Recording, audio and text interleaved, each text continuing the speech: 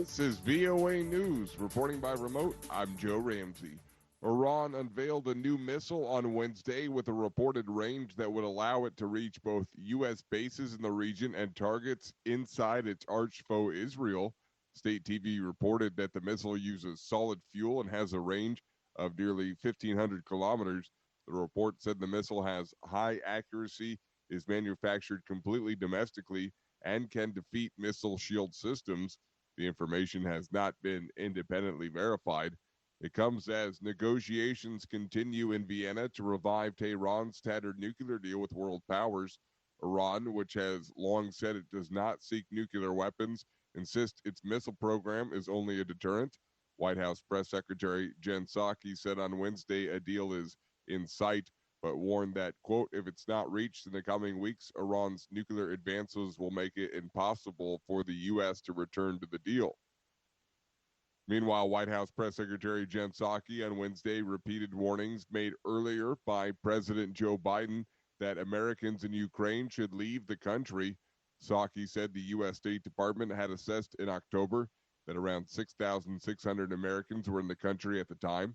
U.S. officials say that with more than 100,000 Russian troops nearing Ukraine's eastern and northern borders, the threat of a Russian invasion is more serious than others that have come and gone during the years of fighting between the Russia-backed rebels and Ukrainian forces. President Joe Biden had said, quote, it would be wise for Americans other than essential diplomats to leave Ukraine, and has ordered the deployment of 1,700 troops to neighboring Poland.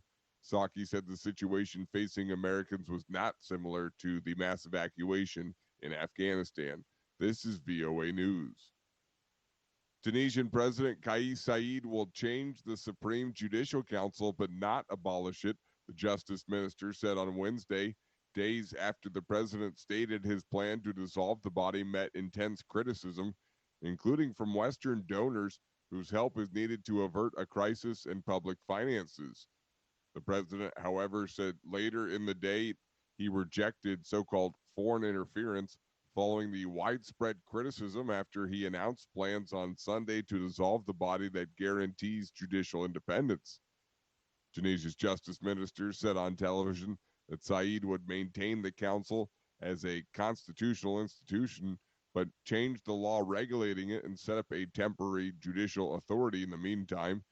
Critics, which also include judges, rights groups, and opposition parties, said abolishing the council would undermine judicial independence and could help Saied cement one-man rule after his suspension of parliament and seizure of broad powers last year, which critics call a coup.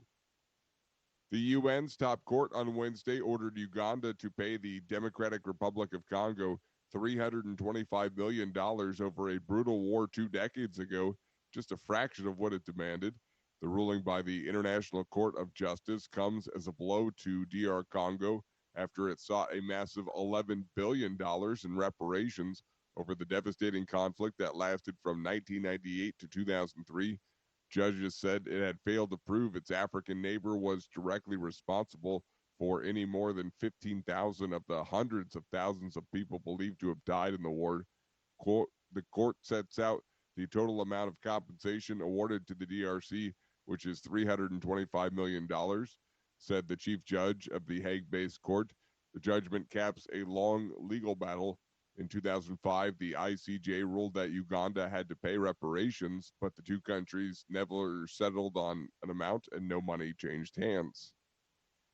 Mexican President Andres Manuel López Obrador on Wednesday said diplomatic relations with Spain should pause, turning on Mexico's former colonial power as he sought to deflect criticism of his plan to strengthen state control of the power markets. Addressing concerns that his bill give precedence to the state power utility over private firms was discouraging investment in renewable energy, López Obrador said his proposal aimed to end abuses in the industry that he argues have benefited a select few. He said in the past, corrupt governments rigged the energy market in favor of private interests and repeatedly argued that certain Spanish companies were among those who benefit most from that policy. Reporting by remote,